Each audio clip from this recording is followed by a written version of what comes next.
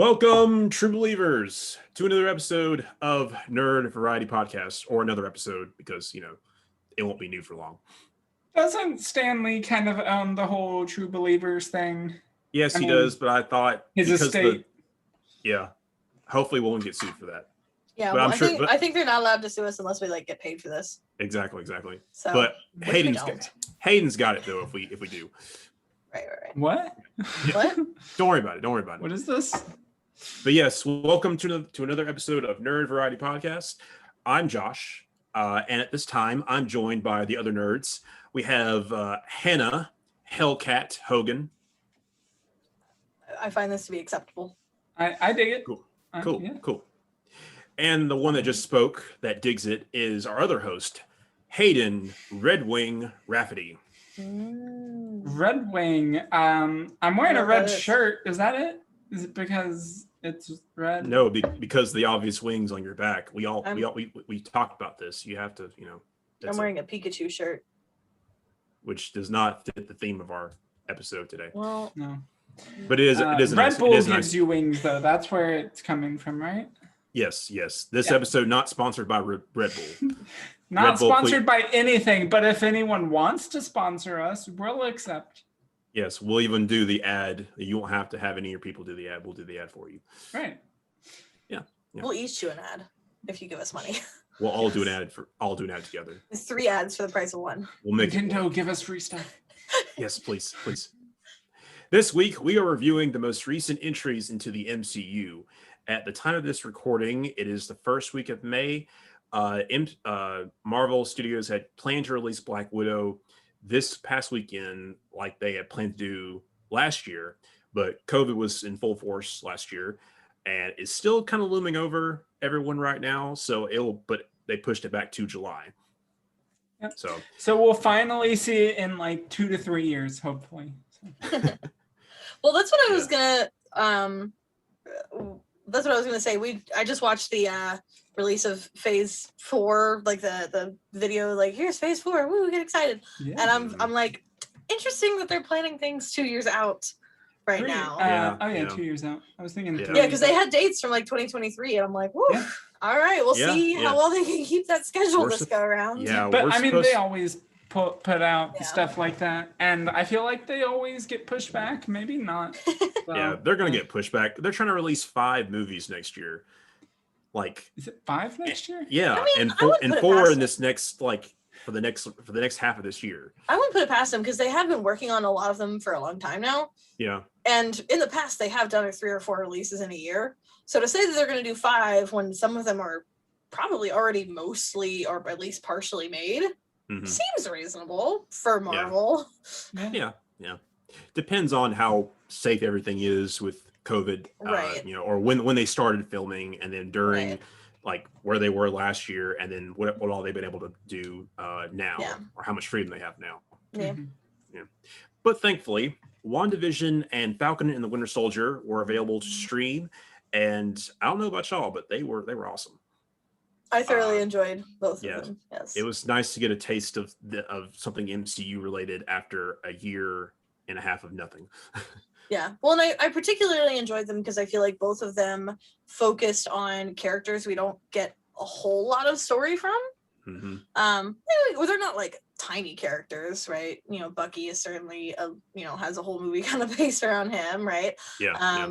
But it was nice to sort of get more content from them, and rather than just the big boys. Of course, one of them I guess technically is now a big boy, big head boy. Yeah. Speaking of big head boy, have you guys seen the trailer for MODOK? I knew that's where that was going. No, I haven't. No. Yeah, it's gonna be interesting. I think. I don't know. I don't believe it's actually a Disney show. I think it's Adult Swim, but. Be interesting.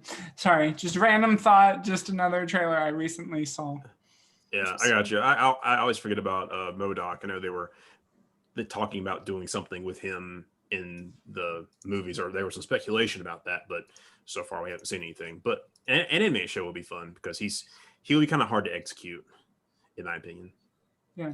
But yeah, so WandaVision and Falcon the Winter Soldier take place right after Endgame ends. So the year is 2023. Everyone has just come back after being snapped away, and the world is in, chaos-ish. But somehow everyone's really happy and everyone's just trying to get things back to normal as best they can. What are some things that y'all noticed, picked up on from watching the shows about this new world or this post-snap world? I feel like the idea of that, everyone's happy and trying to get back to normal is kind of what they want you to believe. Yeah. It's kind of, I feel like what I picked up on, which is like everyone does want things to be, I don't know, I won't even say everyone wants things to be back to normal, right? Because the whole thing with the Falcon Winter Soldier is, what's her name? Carly? Yeah. Mm-hmm. Right? Her goal is to kind of keep it the way it was during the blip, right? So it's not really that we're trying to go back to the way the world was before, but like people kind of have disagreements about what the state of the world should be now that everyone's back. That's kind of the main driving force behind her and her team. Yeah, I like that they addressed that. Yeah, they had a kind of a real situation of like, we had all the borders were kind of relaxed because there was half the population was gone. Yeah. And everything was kind of chaotic, but we had more space, so people can kind of right. Well, I think it's interesting. Do a little more what they wanted to. Yeah, I think it's interesting that they don't really talk about whether, I don't feel like they talked that much about whether it actually is better to have the borders and to have people separated into their own countries, or to have sort of this unified global people, right? But I think what they mostly talk about is the way that they're trying to go about putting people back where they belong, quote unquote belong, right? Is just like a really long, complicated process, and people are suffering in the meantime because they're not getting the food or whatever that they need, right? And so it's less about really where should people go and how should we approach this new society. It's more of like, in the right here and now, we gotta like feed people, and like the government's not doing as good of a job of taking care of everybody as it could be, which I think is kind of the bigger issue, actually. And I mean, I think to go from that, it is to say that that's really setting the groundwork, it feels like, for what they're going to do going forward, and how it's really going to affect, the rest of any major event that comes in the following movies. It's going to be centered around, what can we do to make this better? What can we do to make it so that, because people are starting to see that, or starting to believe that Thanos was very much justified and did the best thing for everybody. And it's going to be a big thing about like, well, that's, that's not justified. We can't have that again because it killed half the people in the universe. It's, so I think it's just going to be people trying to figure out how to do better and just find what they can do to do. It's funny to me because like when Thanos was first introduced and his ideology was first introduced, I immediately was like, I get where he's coming from though.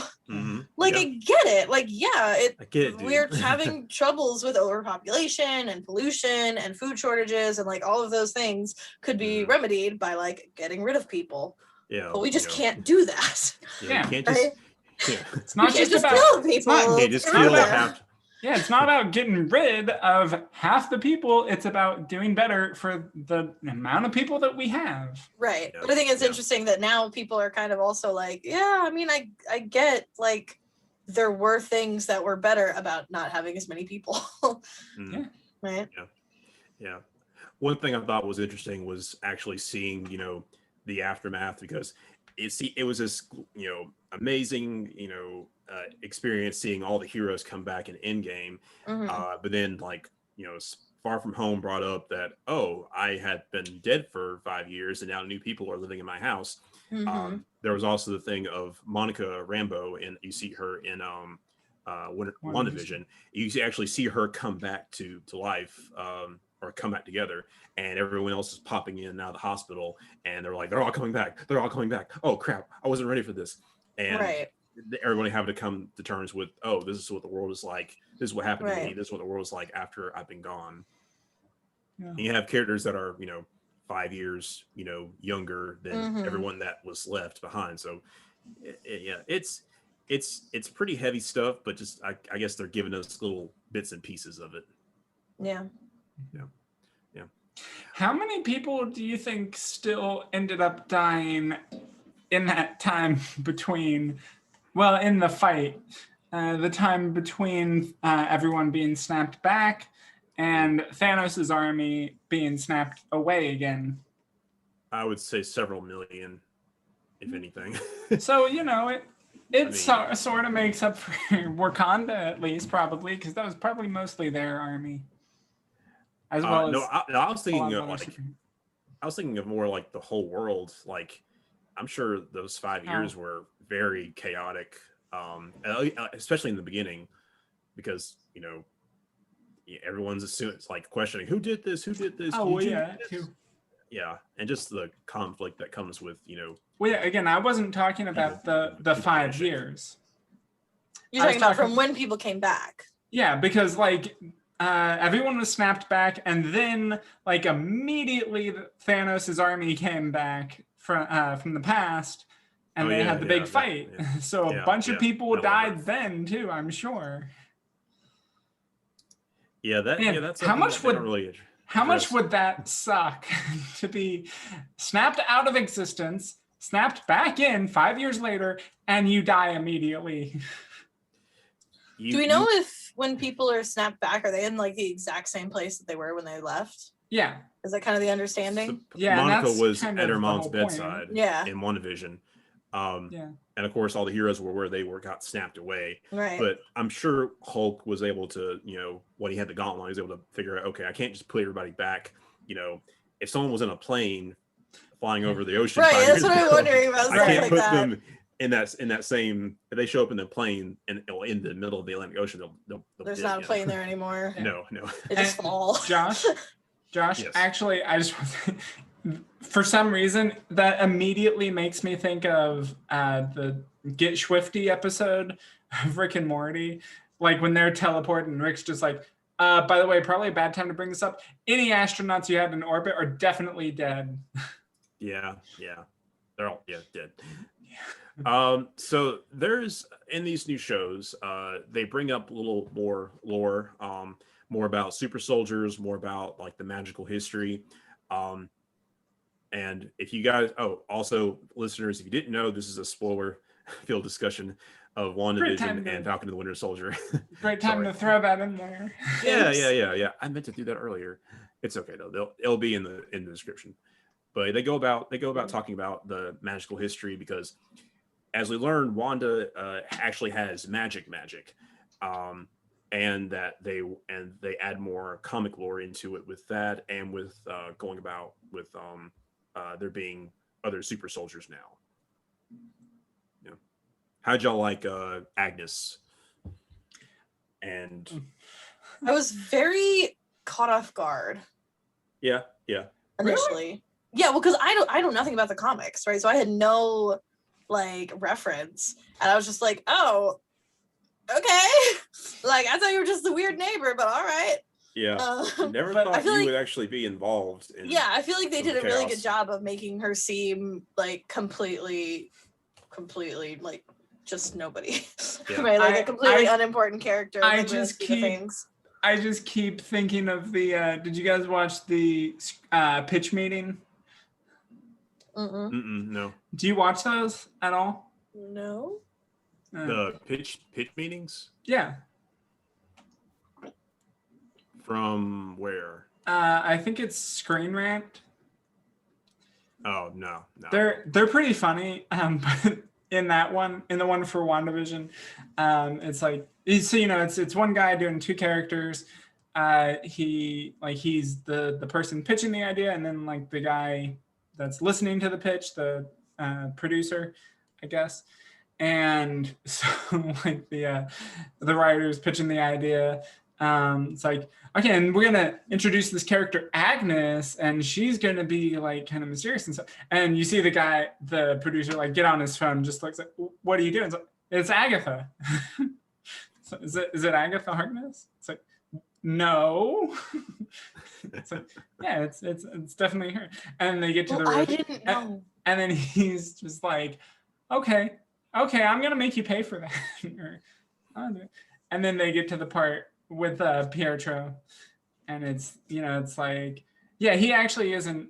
That's not actually a connection there. And so, what? Yeah, I told you. I freaked out when I saw him in the episode. I was like, oh my god, they're doing it. They're bridging like X-Men from Fox into MCU. It's happening. Everybody stay calm. But that didn't happen. No, I was mostly confused. I was like, wait, that's not the right one. I was just like, that's not what's happening. Which was and so like the whole thing with him. Yeah, the whole thing with him not being in on it exactly, but like kind of being, part of the scheme was like, oh, okay, that was on purpose. Oof. No, but I'm trying to remember, like, I'm just trying to remember how much like magic has really played into things. There wasn't a little, but, and I guess it depends on what. Right, and so I feel like my reaction when I was like, "Oh, these are like witches with magic." I was like, "That it seems different." Like we have sort of things with the Infinity Stones, and they're like kind of magic. But I mean, you also have like, unless I'm forgetting something, it's basically limited to Doctor Strange. Yeah, that's right. Doctor Strange and some other like TV shows kind of brought up magic here and there and like chi and whatnot, but it seems like something we've kind of glossed over and been like, oh yeah, like there's a little bit of like magic, and now it's like, oh no, there's magic. Magic, like it's for real. Again, the only other thing I was kind of thinking of, which like it really isn't magic, although is thinking of, well, there's the crap.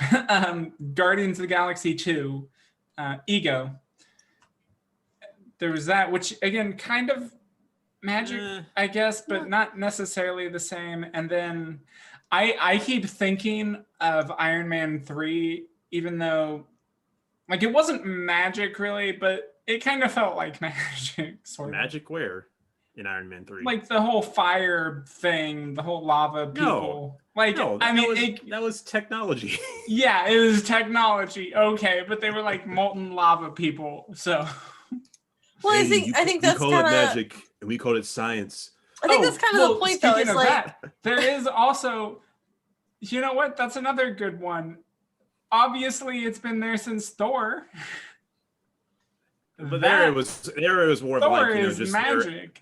There it was more of like you couldn't really especially call it magic Loki. because they tried to push it away from being called magic. It was just their except for Loki, physics and stuff. They pretty much called it magic for Loki. Yeah. Regardless, my point is, I feel like they've kind of danced around the subject. It's been like hinted at, or there's a bit here, or a bit there. But I feel like this is the first time it was like slappy in the face magic. Yeah. Witches, witchcraft. They're magic. They're like, this is my spell book, and you're like, okay. And the runes and everything. Yeah. Well, we have seen the Darkhold before in Agents of S.H.I.E.L.D., but and does Agents of S.H.I.E.L.D. really count though? It's probably it's an alternate timeline for sure. I'm excited to see how they explore magic. I think that's cool. Yeah, and then kind of the Dark Elves. Sorry, I'm gonna just keep thinking of things. Well, that's the thing. That's exactly the thing, though. Is it's all just kind of thrown in there, like it's just a little bit, like a little sprinkling of magic. Yeah. And I don't know if they ever really called it magic. And they avoided it. They really did. I'm sorry. I do kind of feel like at least some of the uses. Again, this is also, like sort of Black Panther, like the herb and everything. It kind of feels like magic-y. Yeah, there's some unclassified mystical stuff going on there. Mysticism. Not Kind of mystical stuff. Ooh, yeah. And then of course Spirits. Mysterio. No, he was Very not. He was magical. all lies. Yeah. But we all had expectations for, like the X-Men connection. Like everyone was saying Mephisto was going to be a big villain or a big part of it. Mephisto. I was convinced that Mephisto was not going to show up at all. I was like, I definitely know who that is. I'm like, I'm pretty sure there's no reason to include him here. Like they already had Agatha, they already had the focus on Wanda and what's his face, the other guy who is kind Vision. of also the villain, not villain, the shield guy, or sorry, the sword guy. Yeah, sword. Yeah, I can't remember his name. Yeah, which he wasn't. He was a jerk for sure. But he was kind of a villain, right? He was kind of set up as a villain or the aggressor. But Wanda herself was essentially it was like a three-way tie between her, Agatha, and the sword guy. Yeah. Because of how they all kind of bounced off each other based off trying to do what they wanted to do with the events that were unfolding. I would say of the three though, Wanda was the only one who didn't have negative intentions. Like she really wasn't trying to hurt anyone, and she didn't want to be a villain. Except kind of later, she was like, "Screw off! Like I'm doing my thing." Yeah, I'm gonna roll with this. I don't care anymore. Like there were definitely points where she was like, "Oh, wait, this person's starting to regain free will. Let me change that." Yeah, for sure. She kind of sunk into madness a little bit near the end, but at the beginning, I think she was fully convinced that she wasn't hurting anyone. Right, or she was just that enamored lying with to herself. I was gonna say this new reality or this setting that she was in. Yeah, she was willing to not think about it. Yeah. No, I'm definitely not gonna say that she had pure intentions. Yeah. Good intentions. She definitely had self-serving intentions, but I don't think that she really meant, at the beginning at least, to hurt anyone. I really want to see what's gonna happen with Vision now. Yeah. I was kind of hoping that they would do that. Have they showed White Vision at the next to last episode, and then they had Wanda's Vision and Reborn Vision have a talk, which was pretty cool, and have White Vision has all of Vision's memories now, so he's out there somewhere, but we may be a while before we see him again. Yeah. Probably. Also, call back to they actually snuck in some other. I guess with these shows, they're able to, go back into time and actually add some stuff in, like with Wanda, her experience with the Mind Stone and what happened during her experiments, and then with like when she was a kid, even further back, showing that she probably did some kind of little magic to hex the little explosive that they almost killed her and her brother, which was pretty cool how they were able to add stuff like that in there. Yeah, I was gonna say I really like that they really expanded on her backstory. I feel like that was good. Yeah. So we can go into some of the deep stuff with these shows, and which a lot of the MCU shows kind of have a hard time doing. But this got pretty deep with Wanda, going through the stages of grief with losing, her family, her brother, and then her Vision, and then with Falcon the Winter Soldier, because like I said before, with them adding in stuff about the history, they were able to put in Isaiah Bradley, his experience as a super soldier for however long it was, and how he was mistreated, and just bringing up some of the racial history or some racial conversations that the MCU hasn't had yet. The scene where, sorry, I was just gonna say the scene where they're leaving Isaiah's house and the police pull up to them and try and arrest Sam. I was like, dude, They went there. I was like, oh my gosh. And I'm like so happy that they did, because like someone needed to do it, but I was just like, it hurt me physically. I was like, are they doing this right now? Are they really doing this? Right. Ooh. Like so much respect, but also like, oof. Yeah. It was rough. Yeah. And then just like how Isaiah was like, this is what they did to me. They messed me up. I'm messed up. I don't, screw Captain America. Don't. And that really causes some doubts within Sam. He's like, oh wow, this isn't really, stars and stripes and everything nice. Right. Well, and Isaiah also talked about how like he said no self-respecting black man would ever be Captain America. Is what he says basically. And then of course Sam goes ahead and does that and realizes and accepts that like he's probably gonna get a lot of hate for it for a long time. Right. But I think that the mindset is I think it kind of has to be less on like the America that we were and more on the America that we could be. Right. Yeah. I like that. He I thought it was interesting that he never took the serum, and he was just like, you know what, I see the need for Captain America. I had doubts about taking on the mantle because of what people might say, or just thinking that I'm not supposed to do this, or it's not necessary. But then realizing that I can do this myself. I don't have to be a super soldier. I can push myself to my limits and add in, combine who I was with who the country needs, which is a new Captain America. Yeah, well, I get the feeling that he was obviously friends with Steve, but I get the feeling that he also really idolized him. Oh yeah. And so I feel like he also was just like felt like he couldn't live up to it. Right. Yeah. In a lot of ways.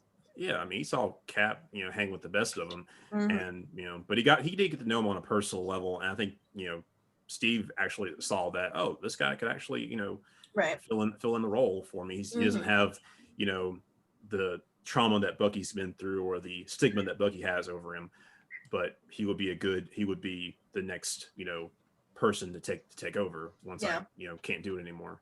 Yeah, which makes me think of the moment that Bucky and Sam are in therapy, and Bucky says that if Steve was wrong about Sam, then he must have been wrong about Bucky.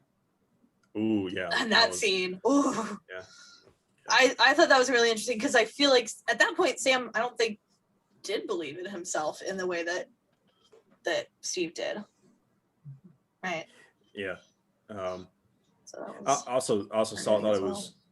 I also touched on some more racial stuff with Sam being just kind of a regular person outside of being an Avenger, and that outside of the big superhero battles, he's just a normal guy.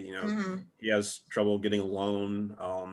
The whole question of are the Avengers paid for yeah.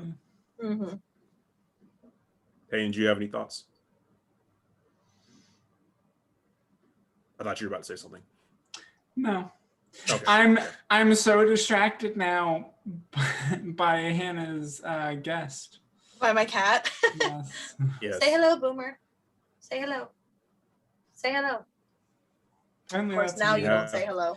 Yeah. Do you have to meow at Boomer to meow? Meow. Okay. All right, we're getting distracted now. That's not working. Pets. Ugh. You're noisy every other time other than when I want you to make noise. Yes. But and circling back to Bucky, we actually see like more of his trauma, more of his psychological recovery, the mental health side all of the stuff that he's been through over the last 70-ish years, 70+ years of being a brainwashed super soldier. Yeah, which seems like it was rough. Yeah. He killed someone that didn't need to be, didn't deserve to get killed, and had to reconcile with all of that. Yeah. I'm glad that they're looking forward to they're going to continue on this story with them. What did y'all think about U.S. Agent John Walker? Yeah, when they finally came in with that, I was like, of course they were going to have to throw it in there. That was the post-credits scene in the last episode or something? That wasn't post-credits. That was just in the episode. Yeah, because I knew they were going to, they had to call him that at some point. Yeah. I mean, I have no expectations for it. I am curious because I guess I kind of figured, like, again, being someone who's not read the comics, right? I kind of figured that he was going to be a character that when he was released from being Captain America, right, and kind of like went a little crazy there for a bit.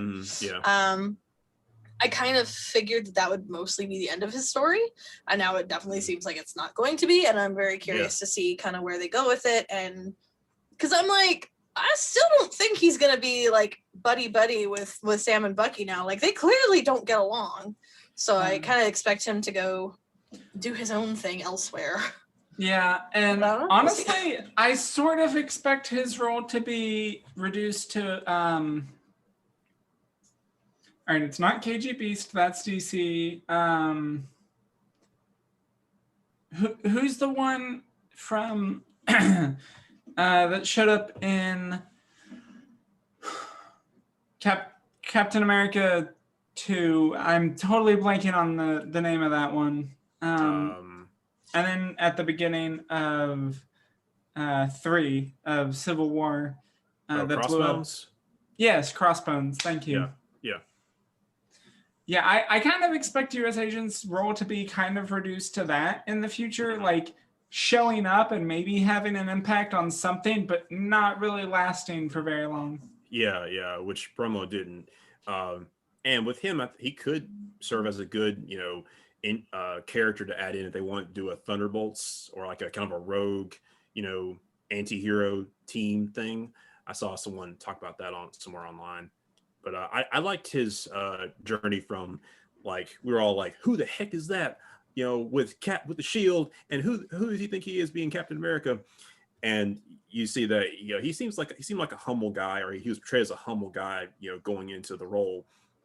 But then you saw that whole, like, I'm Captain America, I have a lot of pressure on me, but I'm also have some scars from my previous conflicts with being a soldier. And also, like, he thought there's a lot of expected privilege that he had as Captain America, which came back to bite him as his kind of world started kind of crumbling apart, where people didn't want to respect him as such. I had no issues with him at first, and then I quickly gained some issues. I was like, him murdering people by slamming his shield into them 100 times. I get, sometimes you just gotta let that anger out. It's healthy. Well, it's less that, and it's more like, I don't expect every superhero to have a philosophy of not ever killing anyone, right? Like, sometimes as a superhero, like, that's what you do, but not like that. Hey, Batman's and never also not killed in that situation. Well, if we're like, talking, the whole thing. If we're talking MCU characters, they all have a body count. Right, but like, I mean, the question, of course, should be asked whether or not it's justified. But like, like that was just a dude, right? The only one he was a super soldier that he killed, but it was just like, he was just a guy. Yeah. Like, you killed him in a really brutal way. The only one I would think of that, at least to my knowledge, has... Well, I guess he sort of has a body count. Probably not much, though. Maybe not at all in terms of villains. Is Spider-Man. But I could be wrong about that. I could be overlooking some things. Regardless, I guess the issue I have is less with... I feel like this shouldn't go on the internet, me saying, like, I have less of a problem with the killing. And more problem with, like... Okay, Hannah. It was... I understand you. I mean, it was done in anger, and it was more violent than it needed to be, and it wasn't remotely in self-defense. No. Right? It was literally just him lashing out. Right? Yeah. Like, if you kill someone in self-defense, that's one thing. Right? Like, even in like the real world, we have laws around like killing someone in self-defense, right? Like, versus stopping, an actual threat or or during a conflict, which the Avengers have mostly been seen doing. Right.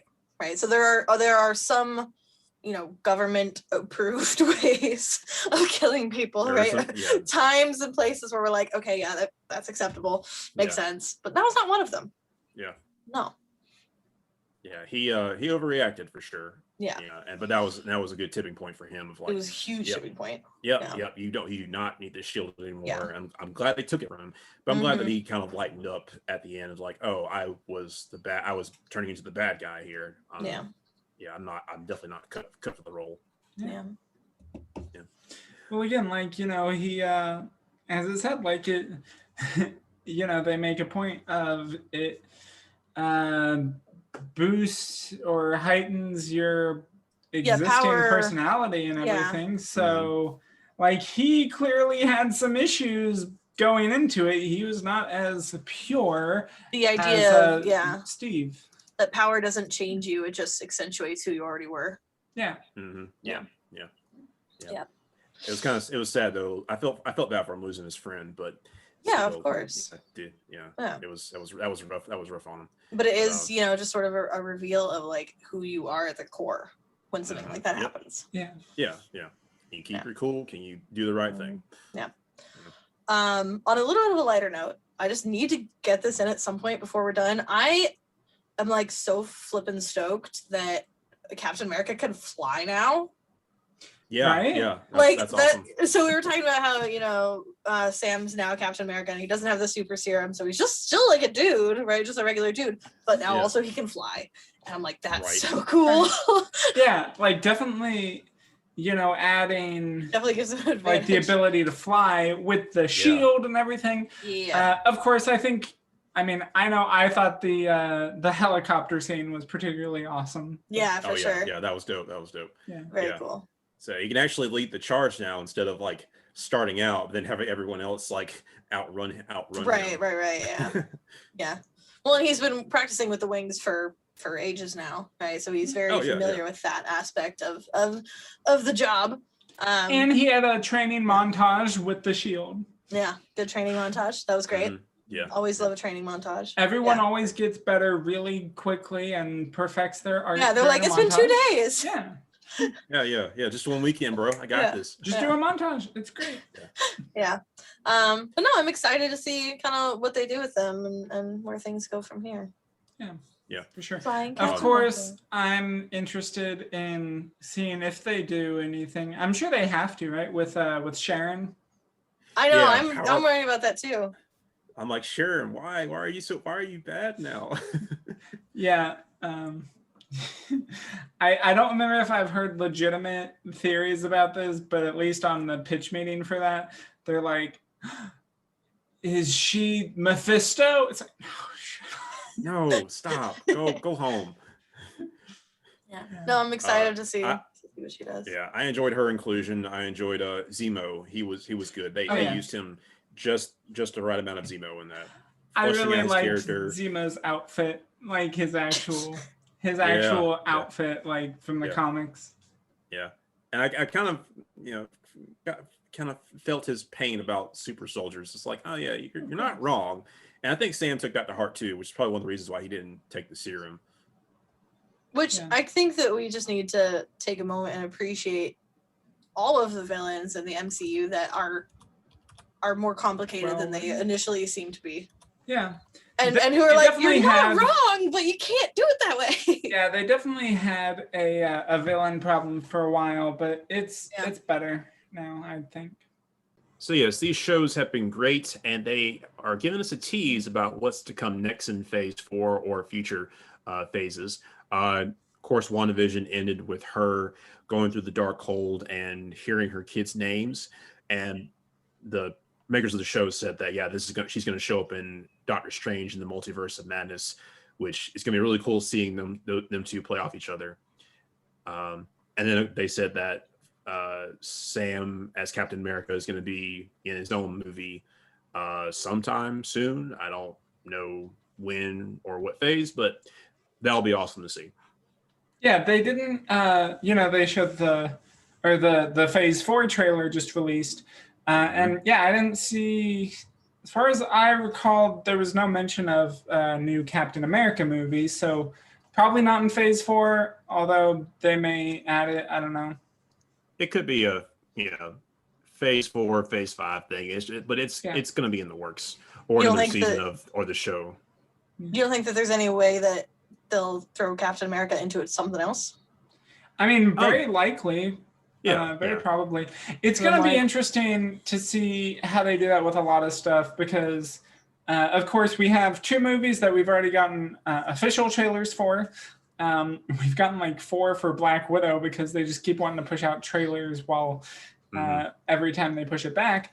And then we got, was it 1 or did we get 2 trailers already for Shang-Chi? Only one. Yeah. I probably just watched it multiple times. That's probably it.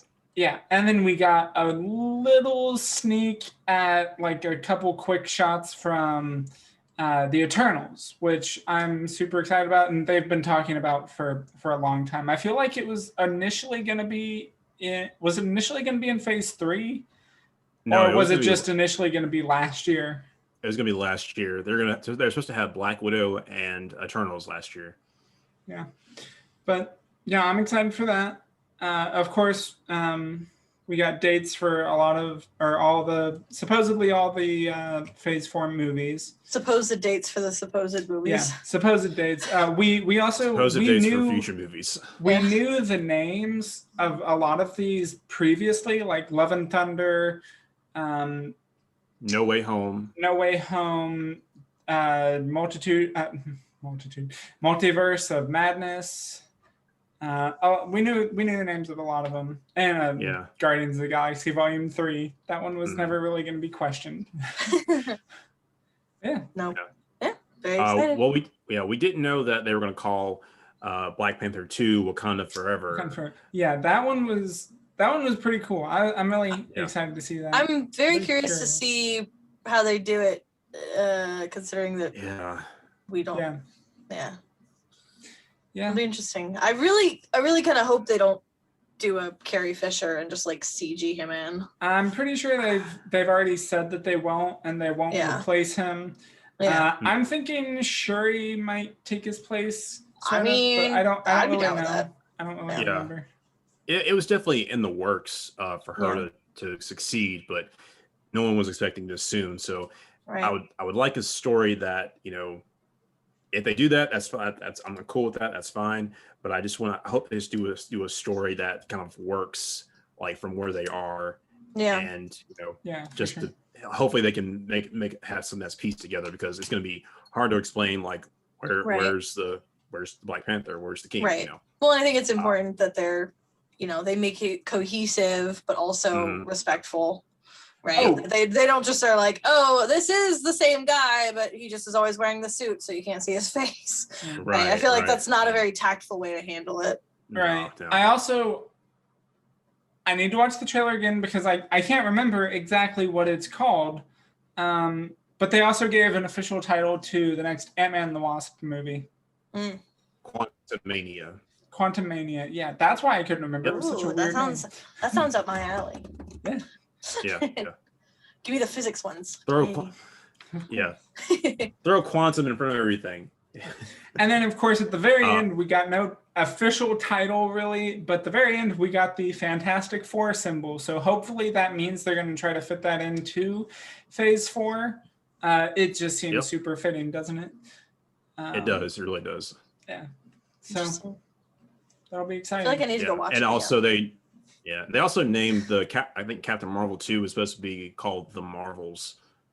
Yes, that is another one they mentioned.